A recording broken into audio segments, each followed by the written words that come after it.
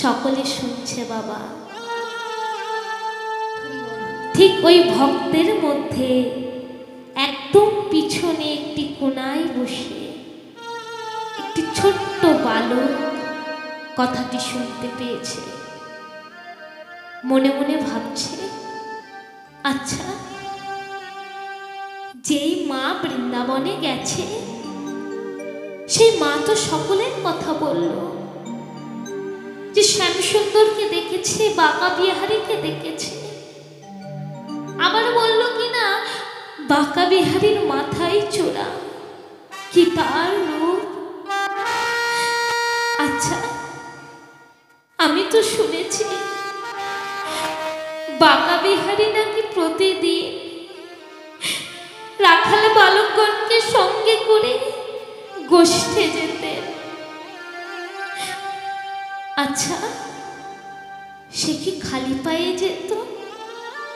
দেখো বাবা, সকলে কিন্তু শুনছে, কখনো কারোর মনে জাগলো না। ওই ভক্তের মনে জেগেছে বাবা। সে ছিল এক মুচির ছেলে, মনে মনে ভাবছে, আহা, প্রতিদিন তো গোবিন্দ গোষ্ঠে যায়, কিন্তু তার চরণে কি এক জোড়া জুতো ছিল না। দুটি নয়ন জলে বদন ভাসিয়ে কাঁদছে আর ভাবছে, আচ্ছা, আমি তো মুচির ছেলে, আমার কর্ম তো জুতো তৈরি করা, আমি কি পারি না আমার বাঁকা বিহারীর জন্য এক জোড়া জুতো তৈরি করতে? কিন্তু এত অর্থ পাবো কোথায়? কোথায় এত অর্থ? কিন্তু তাতে ক্ষতি কি? আমার যে বহির্বাস, আমার যে গেঞ্জিটা রয়েছে, আমি না হয় এই গেঞ্জিটা ছেদন করে আমার বাঁকা বিহারীর জন্য এক জোড়া জুতো তৈরি করে দেব। ধীরে ধীরে গেঞ্জিটা বাবা ছেদন করে এক জোড়া চটি তৈরি করে বক্ষ মাঝে জড়িয়ে ধরেছে। জড়িয়ে ধরে বলছে, বাঁকা বিহারী, আমি তো তোমার জন্য চটি তৈরি করলাম, বলো না আমি কোথায় গেলে, কোথায় গেলে আমি তোমার দর্শন পাবো? আমি যে নিজের হাতে তোমার চরণের চটি দুটি পরিয়ে দিতে চাই, বল না। চটি দুটি বক্ষ মাঝে জড়িয়ে ধরে বাবা সেই মুচির ছেলে বাবা, ছোট্ট বালক, এক মনে এক পথ ধরে চলেছে। আর পথে চলতে চলতে বাঁকা বিহারী বলে চিৎকার করছে, কোথায় কোথায় সেই বাঁকা বিহারী? বলো না, বলো না তুমি, ও বাঁকা বিহারী।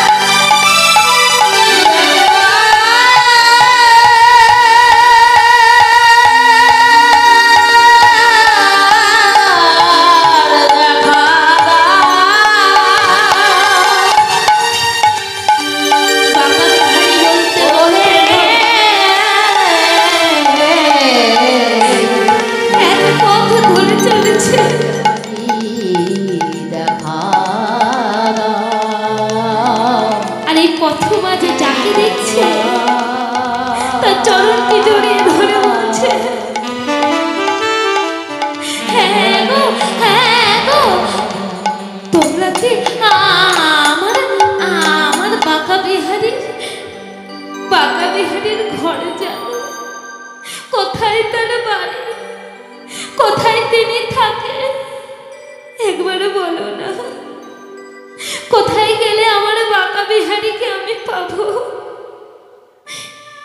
কাঁদতে কাঁদতে চলেছে বাবা। সকাল গড়িয়ে রাত হয়ে এসেছে। যেই না রাত হয়ে এসেছে বাবা, এইদিকে বাঁকা বিহারীর মন্দিরে এসে উপস্থিত হলেন। আর যখন সেই শিশুটি বাঁকা বিহারীর মন্দিরে এসে উপস্থিত হয়েছে, এমন সময় ওই মন্দির হতে এক বৈষ্ণব ঠাকুর গোবিন্দকে শয়নে দিয়ে দ্বারটি বন্ধ করে দিয়েছে। ধীরে ধীরে মন্দিরের উপরে গিয়ে বৈষ্ণব ঠাকুরকে বলছে, বৈষ্ণব ঠাকুর, আমার বাঁকা বিহারীকে আমি একটু দেখব, একবার এই দ্বারটি খুলে দিতে পারবে? যখন এই কথা বলেছে, বৈষ্ণব ঠাকুর বলছে, এত রাত্রে তুই কে? কোথা থেকে এসেছিস? কি তোর পরিচয়? কি তোর নাম? কি তোর পিতার নাম? কি তোর মাতার নাম? এখন যে আমার বাঁকা বিহারীকে শয়নে দিয়েছে, এখন যে দ্বারটি খুলতে পারবো না, তা তুই কে? বালকটি কোনো কথা বলল না, কেবলমাত্র একটি কথাই বলেছে, আমি এক মুচির ছেলে। কে? মুচির ছেলে? তুই কিনা মুচির ছেলে হয়ে এই মন্দিরে উঠেছিস? বেরিয়ে যা, বেরিয়ে যা বলছি, এই মন্দির থেকে বেরিয়ে যা। বালকটি করজোড়ে বলছে, বৈষ্ণব ঠাকুর, আমাকে এমন করে ত্যাগ করবেন না, একবার দ্বারটি খুলে দেবেন। আমি যে আমার বাঁকা বিহারীর জন্য এই চটি দুটি করে এনেছি, একবার দ্বারটি খুলে দেবেন। যখন এই কথা বলেছে, বৈষ্ণব ঠাকুর কোনো কথা না শুনে বালকটিকে মন্দিরের উপর থেকে ছুঁড়ে ফেলে দিল। যা যা এখান থেকে। বালকটি গড়াতে গড়াতে চিৎকার করে বললেন, বাঁকা বিহারী, দেখা ওহে বাঁকা বিহারী,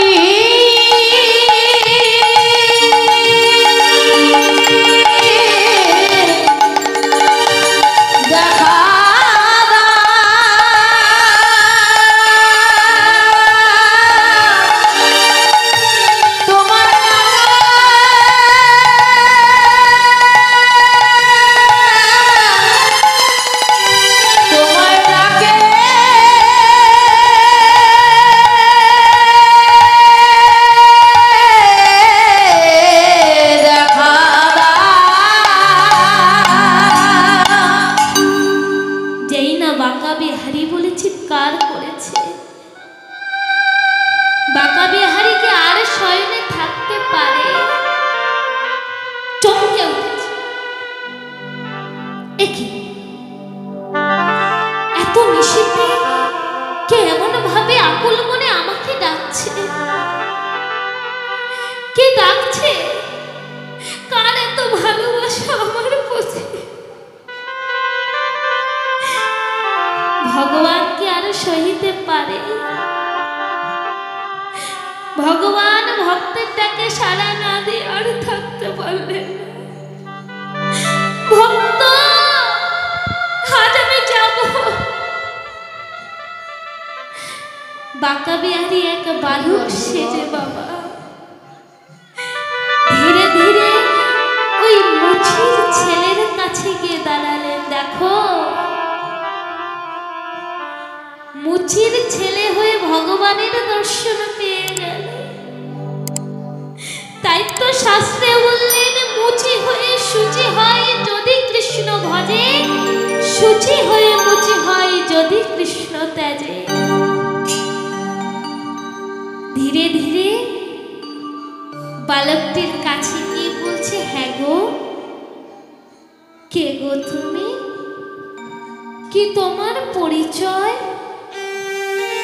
এত রাত্রে কাঁদছো কেন? ভক্ত ভগবানের কথা হচ্ছে বাবা, এমন ভাবে বাঁকা বিহারীর নাম করছো যে? কিছু কি হয়েছে? বাড়িতে কি কোনো অশান্তি হয়েছে? বালকটি বলছে, না না,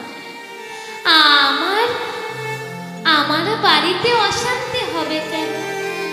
আর অশান্তি হলে আমি বাঁকা বিহারীকে ডাকবই বা কেন? বেশ, তাহলে তুমি কেন ডাকছো? আমি কেন ডাকছি? তার আগে তুমি বলো তো, তুমি কে? আমি না হয় আমার বাঁকা বিহারীর জন্য এসেছি, তুমি কার জন্য এসেছো? বাঁকা বিহারী মৃদু হেসে বলছে, ভক্ত তুমি বড় হাসালে। এই যে ও বালক, শোনো শোনো, আমি তো এই ব্রজবাসী, এই বৃন্দাবনে থাকি। আর এই বৃন্দাবনে যে আসে, কেউ যদি দুঃখ নিয়ে আসে, সেই দুঃখকে আমি দূর করবার চেষ্টা করি। তা বলো দেখি, তুমি কোন দুঃখ নিয়ে এসেছো? তখন ওই বালকটি বলছে, আমি যে বাঁকা বিহারীর কাছে এসেছি, এই দুটি চটি আমার বাঁকা বিহারীর চরণে পড়াবো বলে। তাই বুঝি? তা বাঁকা বিহারী তো এখন শয়নে রয়েছে, তুমি একটা কাজই করো। তা তুমি এত কষ্ট করে এসেছো, একটা কাজ করো, আমার এই চরণটাতে ওই চটি দুটি পরিয়ে দাও। যেই না চরণটি বাড়িয়ে দিয়েছে, না না না না, এ চটি আমি তোমাকে পড়াতে পারবো না। কেন? তুমি তো আমার বাঁকা বিহারী নও। আমার বাঁকা বিহারীর রূপ যে অনেক, মাথায় চূড়া, গলে তার বনমালা, কটিতে তার ঘুঁটি, হাতে তার মোহন বাঁশি, চরণে যে তার সোনার নূপুর। কিন্তু তুমি তো আমার বাঁকা বিহারী নও। যখন বলেছে বাবা, তখন বালকটি বলছে, বেশ, আজ যদি তোমার সামনে তোমার বাঁকা বিহারীর বেশে দাঁড়ায়, তবে কি ওই চটি দুটি আমার চরণে পড়াবে? হ্যাঁ, কেন পড়াবো না? তুমি যদি আমার বাঁকা বিহারী হও, আমি আমার এই চটি দুটি তোমার চরণে পরিয়ে দেব। বেশ, তাহলে নয়ন মোদিত করে দেখো তো, তুমি আমায় চিনতে পারছো কিনা? যেই না নয়ন মোদিত করেছে, ওই স্থানে বাবা ওই বালকটি বাঁকা বিহারীর বেশ ধারণ করে দাঁড়ালে। ভক্ত, চেয়ে দেখো তো, তুমি আমায় চিনতে পারো কিনা? নয়ন মিলেছে, কি প্রভু, তুমি এসেছো, তুমি এসেছো, কত যে তোমায় দেখেছি, আজ এতদিনে বাদে তোমায় দেখলাম। দাও দাও, তোমার চরণটি এগিয়ে দাও। চরণে চটিগুলি পরিয়ে দিয়ে বলছে, প্রভু একবার তুমি কৃপা করে আমায় একবার বলো, শুধু এই জন্মে নয়, জন্মে জন্মে যেন তোমারই কৃপা পায়। দেখো বাবা, ভক্ত কাকে বলে? ভক্ত হলে এমন হয় যে ভগবান নেমে আসতে বাধ্য হবে। শুধু আমার আমার বললাম, এটা আমার ওটা আমার, তবে বাবা আমার হবে না। সর্বদা বলতে হবে, প্রভু আজ যা আমার সবই তো তোমার, তুমিই তো আমাকে দিয়েছো।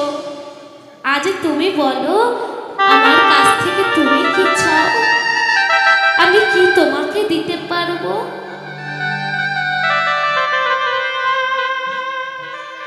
কখনো বলি না বাবা, কিন্তু গৌরাঙ্গ মহাপ্রভু আমাদের কথা চিন্তা করে এই নদিয়ার মাটিতে নেমে এসেছে, আবির্ভাব হয়েছে।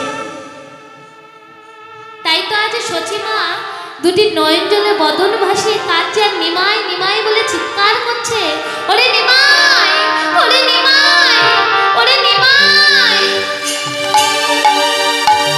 নিমাই বলে চিৎকার করতে করতে বাবা যখন বৌমাকে জড়িয়ে ধরে বলছে, বৌমা তুমি কি বলতে পারো আমার আমার নিমাই কোথায় গেছে? তখন বৈষ্ণব পদকর্তা বললে, ও মা তুমি কাঁদছো, কাঁদো কাঁদো, কারণ কাঁদালে যে কাঁদিতে হয়, তুমি তো কাঁদিয়েছো, তাই তো আজ তোমাকেও কাঁদতে হচ্ছে বাবা, তুমিও তো কাঁদিয়েছো। কবে কাঁদিয়েছিল? ত্রেতা যুগে বাবা। এই মাতা সচিমা কে ছিলে? দশরথের দ্বিতীয় ধরনী কইকে বিনা অপরাধে বাবা মাতা কৌশল্যাকে কাঁদিয়েছিলেন, রামচন্দ্রকে বনবাসে দিয়েছিলেন। সেই দিনে বলেছিলেন, কইকেয়ী রাম শুধু আমার সন্তান, তাই তুই এমনটা করতে পারলি, তবে শোন আমি তো কাঁদবো মাত্র 14 বৎসর, তোকে 3 জনম কাঁদতে হবে। সেই 3 জনম হলো কিভাবে? প্রথম জন্ম হলো বাবা, প্রথম জন্ম হলো দেবকীর নামেতে, কংস কারাগারে দেবকী নামেতে। ওই দেবকী নামেতে তার অষ্টম গর্ভে বাবা ভগবান এসেছিলেন। ভগবান আবির্ভাব হয়ে বসুদেব তাকে কি করেছিলেন? মস্তকে নিয়ে যমুনা পার করে মাতা যশোমতীর কাছে দিয়ে এসেছিলেন। এহ জগতে যদি কোনো মা বেঁচে থাকা সত্ত্বে যদি সন্তান মাকে মা না বলে ডাকে, তবে সেই মায়ের কতটা কষ্ট হয়। তাহলে প্রথম জন্ম হলো, এবার দ্বিতীয় জন্মটা কি না? উড়িষ্যা জেলা অর্থাৎ পুরী ধামে রাজা ইন্দ্রদুম্ন স্ত্রী গণ্ডিজা মা নামে পরপর 18টি পুত্র হয়েছিল। জগন্নাথের আদেশে তারই স্বামী 18টি পুত্রকে হত্যা করে সেতু নির্মাণ করেছিলেন। এবার হলো তৃতীয় জন্ম। তৃতীয় জন্ম কি না? মাতা সচী নামেতে। বৈষ্ণব পদকর্তা বলেন, হ্যাঁ গো শোনো শোনো শোনো, কাঁদছো তো কাঁদো কাঁদো, মন খুলে কাঁদো। বলে এবার কাদার খালা সবে, এবার কাদার খালা সবে, এবার কাদার খালা সবে, এবার কাদার খালা সবে, 3 জনম পূরণ হবে, এবার কাদার খালা সবে, 3 জনম পূরণ হবে, এবার কাদার খালা সবে। শুধু কাঁদলে হবে না, বলে নিমাই নিমাই বলে কেঁদো, নিমাই নিমাই